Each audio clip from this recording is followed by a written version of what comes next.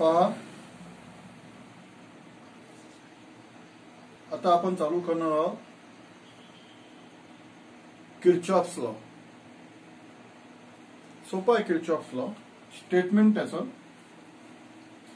Coefficient of absorption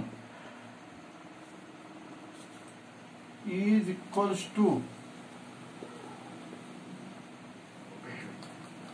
coefficient of emission at same temperature of emission of body at same temperature म्हणजे म्हणजे मी जे सांगितलं तुम्हाला good absorber is a good emitter. Coefficient of absorption is equal to coefficient of emission of body at a same temperature. This is the statement of Kirchhoff's law. याला दुसऱ्या पद्धतीने state करलेलं आहे तुमच्या पुस्तकामध्ये बोर्डाच्या. आता कोफिशियंट ऑफ इमिशनचा formula काय? R upon RB. हा फॉर्म्युला. याला कसं लिहू शकता तुम्ही? देअरफॉर आरबी इकडे घेऊन ये. RB is equal to R upon A असं लिहू शकता. हा इकडे आला ना, इकडे घेऊन ये. हा सुद्धा किर्चॉफ्स लॉ आहे. पण दोन स्टेटमेंट पैकी ही स्टेटमेंट सोपं जाते. हे स्टेटमेंट कसं येईल मग? Emission of ordinary body to coefficient of absorption of body. हा रेशो आहे ना. Ratio of emission of ordinary body to coefficient of absorption of body is equal to emission of black body at a same temperature. याला thermal equilibrium सुद्धा म्हटलेलं आहे त्यांनी. तर या स्टेटमेंट पेक्षा हे स्टेटमेंट सोपं जाते. समजलं तुम्ही? म्हणजे किर्चॉफ्स लॉचं स्टेटमेंट दोन पद्धतीने तुम्ही देऊ शकता. कोणत्या दोन पद्धती आहे? Coefficient of absorption is equal to coefficient of emission at same temperature किंवा ऍट सेम थर्मल इक्विलिब्रियम. दुसरी पद्धत कोणती आहे मग? ई म्हणजे coefficient of emission. It is a ratio of. कशाचा रेशो आहे तो? कोफिशियंट ऑफ इमिशन कशाचा रेशो आहे? Emission power of ordinary body to emission power of black body. हे इकडे आणा, हे इकडे घेऊन ये. समजलं ना?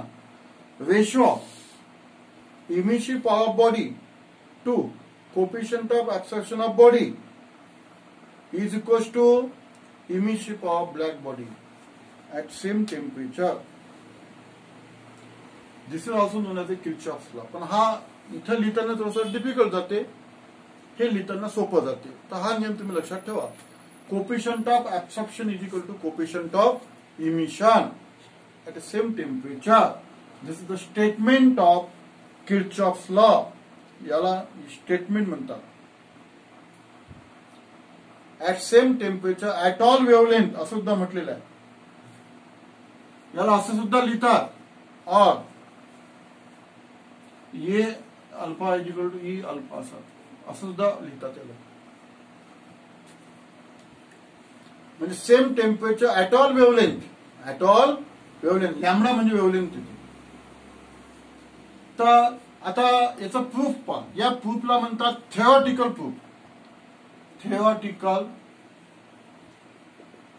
Proof.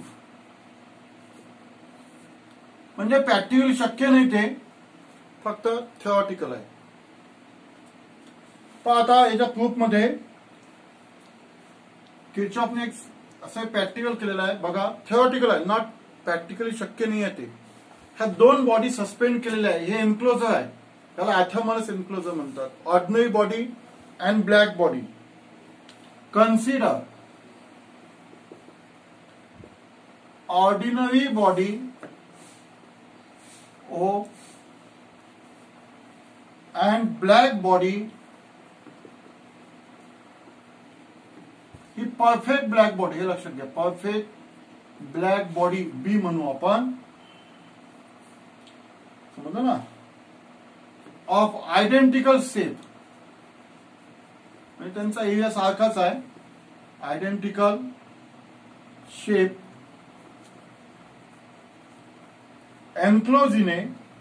Enclosure a place in a, किंवा सस्पेंडेड म्हणू,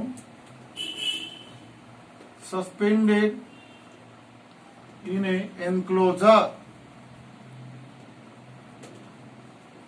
सस्पेंडेड इन एन्क्लोजर, टांगून ठेवलेलं दोन body, ordinary body and black body, perfect black body. या एन्क्लोजर ऍथर्मस एन्क्लोजर म्हणजे बाहेरची हीट आतमध्ये जाणार नाही, आतली हीट बाहेर येणार नाही, समजलं ना. आणि एन्क्लोजर इन थर्मल इक्विलिब्रियम, हे थर्मल इक्विलिब्रियम आहे, वाटलं लिहून टाका, in thermal equilibrium. Thermal equilibrium म्हणजे temperature of enclosure, temperature of ordinary body and temperature of black body will be same. आतला एन्क्लोजर टेम्परेचर, ऑर्डिनरी बॉडीचं टेम्परेचर आणि ब्लॅक बॉडीचं टेम्परेचर सारखंच आहे असं कन्सिडर केलेलं आहे. इथपर्यंत लक्षात आलं. आपण आता किर्चॉफ लॉचं प्रूफ पाहणं, आपल्याला काय सिद्ध करून दाखवायचं, coefficient of absorption is equal to coefficient of emission. ठीक आहे. मग consider ordinary body O, perfect black body B, of identical shape, suspended in enclosure in a thermal equilibrium. त्याच्यानंतर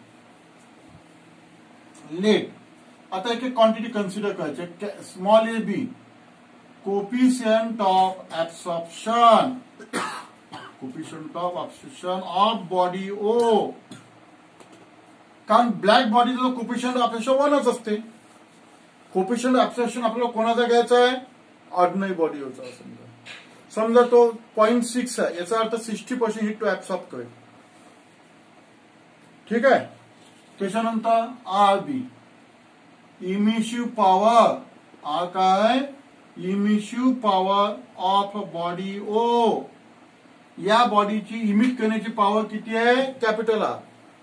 R B, B emissive power of black body, emissive power of black body B. या black बॉडीची इमिशिव्ह power कशाने दाखवणार आपण, R B. कशाने दाखवणार, R B. समजलं की नाही. आणि क्यू, क्यू म्हणजे क्वांटिटी ऑफ हीट,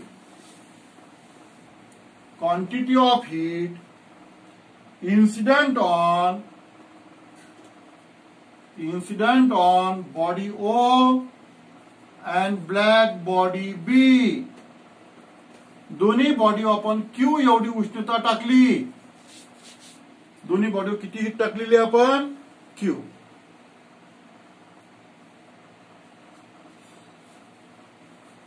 दोन्ही बॉडी आपण in unit time, unit time म्हणजे पर सेकंड.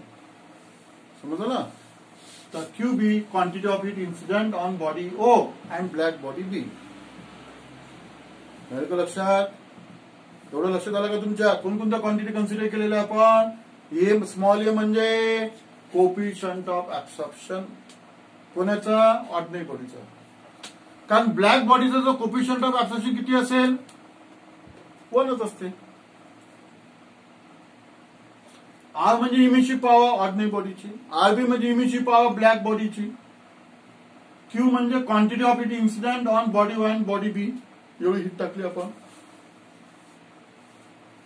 आता आपल्याला काय करायचं आहे, एवढं झालं. आता आपल्याला काय करायचं आहे, पहिले बॉडी ओ काहीचा विचार करू आपण. For body O, for body O याचा विचार करू. हिच्यावर किती हीट टाकली आपण, क्यू. समजा हिच्यावर 100 किलो कॅलरी हीट टाकली आपण. ऑर्डिनरी बॉडी आहे, पूर्ण हीट 100 ऍब्सॉर्ब करेल का, नाही, काही प्रमाणात हीट ऍब्सॉर्ब करेल. 60 किलो कॅलरी कळेल, 40 कळेल, 50 कळेल, 20 कळेल, म्हणजे काही ना काही 100 किलो टाकल्यानंतर 100 ऍब्सॉर्ब करणार नाही, कारण ती ऑर्डिनरी बॉडी आहे. समजलं ना. आता किती ऍब्सॉर्ब करेल ते पाहायला गेलं आपल्याला, समजलं की नाही. तर for ordinary body quantity of heat absorb, किती ऍब्सॉर्ब केलं ते पाहावं लागेल. आता quantity of heat absorb by body O, किती हीट ऍब्सॉर्ब केलं ते पाहावं लागेल. ते कशाने पाहायचं या फॉर्म्युला, कोफिशियंट ऑफ ऍब्सॉर्प्शनचा फॉर्म्युला काय, QA upon Q, QA upon Q. तर QA is equal to A into Q, बरोबर ना. समजा ही बॉडी आहे, या बॉडीचा 0.2 आहे फक्त कोफिशियंट ऑफ ऍब्सॉर्प्शन. 0.2 गुणिले 100 म्हणजे 20 किलो कॅलरी एवढी हीट ऍब्सॉर्ब करेल, समजलं ना. म्हणजे ए इंटू क्यू हे झालं. एवढी हीट त्याने ऍब्सॉर्ब केली. किती इमिट करेल ते पाहावं लागेल, बरोबर ना. म्हणजे quantity of heat emitted by body O, किती इमिट केली, जेवढी त्याची इमिशिव्ह पॉवर आहे तेवढी. किती इमिशिव्ह पॉवर आहे त्याची, कॅपिटल आर. किती इमिशिव्ह पॉवर आहे त्याची, कॅपिटल आर. एवढी इमिशिव्ह पॉवर आहे त्याची, बरोबर आहे ना. लक्षात आलं की नाही. म्हणजे किती घेतली त्याने, ए क्यू घेतली. किती इमिट केली, capital R. Since temperature of body O remains constant, body ओचं टेम्परेचर कॉन्स्टंट आहे. याचा अर्थ काय असेल, याचा अर्थ काय असेल, जेवढी हीट घेतली तेवढीच हीट त्याने काय केली, इमिट केली. Because temperature of body remains constant. लक्षात आलं ना. म्हणजे 10 जूल त्याने एनर्जी ऍब्सॉर्ब केली, 10 जूल एनर्जी त्याने इमिट केली. म्हणजे घेतलेली हीट आणि दिलेली हीट कशी आहे, सारखी. म्हणून therefore A Q is equal to R, equation 1. ही क्वांटिटी हे क्वांटिटी सारखीच आहे ना. मग दिलेली हीट आणि घेतलेली हीट कशी आहे, सारखी आहे. Because temperature of body O remains constant is equation 1. Equation 1 लक्षात आलं मग, ठीक आहे. मी इक्वेशन 1 इकडे लिहून ठेवून देतो. इक्वेशन 1 हे इक्वेशन 1, ठीक आहे. हॅशटॅग. आता फॉर बॉडी बी करिता घेऊ आपण. आता लिहा फॉर बॉडी बी. आता याचा विचार करा, या बॉडीवर किती हीट टाकली आपण, Q. Quantity of heat absorb by body B, किती ऍब्सॉर्ब केली मग या बॉडीने, जेवढी टाकली तेवढी ऍब्सॉर्ब केली. किती ऍब्सॉर्ब करेल, क्यू. कारण कोणती बॉडी आहे, black body. Quantity of heat emitted by body O, आता त्याने किती इमिट केली इथून, जेवढी त्याची इमिशिव्ह पॉवर आहे तेवढी इमिट केली. म्हणजे किती इमिशिव्ह पॉवर आहे त्याची, आर बी, बरोबर आहे. Since temperature of body B remains constant, या बॉडीचं टेम्परेचर कॉन्स्टंट आहे. याचा अर्थ काय मग, जेवढी हीट घेतली तेवढी हीट त्याने इमिट केली. काय मग, देअरफॉर काय मग, Q is equal to R B, equation 2. Q is equal to R B, equation 2. या दोन स्टेप लक्षात घे ना.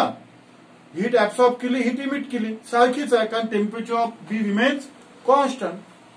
असे दोन इक्वेशन आपले तयार झाले. हे बॉडी ओ करिता, हे बॉडी बी करिता. आता आपण करू डिवाइड इक्वेशन 1/2. डिवाइडेड इक्वेशन 1/2 काय मग, A Q upon Q is equal to R upon R B. Q Q gets cancel. काय मिळतं मग आपल्याला, A is equal to E. Because since E is equal to R upon R बी.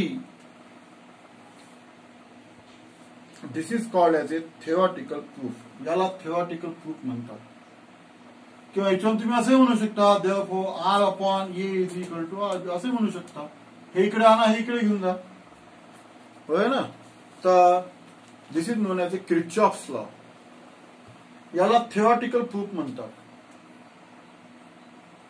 समजलं ना. कारण आता प्रश्न याच्यामध्ये आहे की मग हीट कशी टाकावी, कारण हे सगळं पॅक बंद है, एटम माइनस एनक्लोजर है, फिर यहां से हीट कैसे डालना, फिर ये भी सोचने की बात है, और हीट इधर इमिट होंगी, ये कैसे देखना, ये भी बहुत सारे प्रॉब्लम्स है उसके अंदर।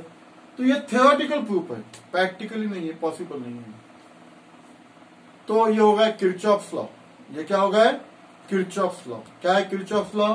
Coefficient of absorption of body equals to coefficient of emission at the same temperature. इसको प्रूफ कैसे बना है देख लो, ठीक है। ये हो गया तुम्हारा किरचॉफ्स लॉ।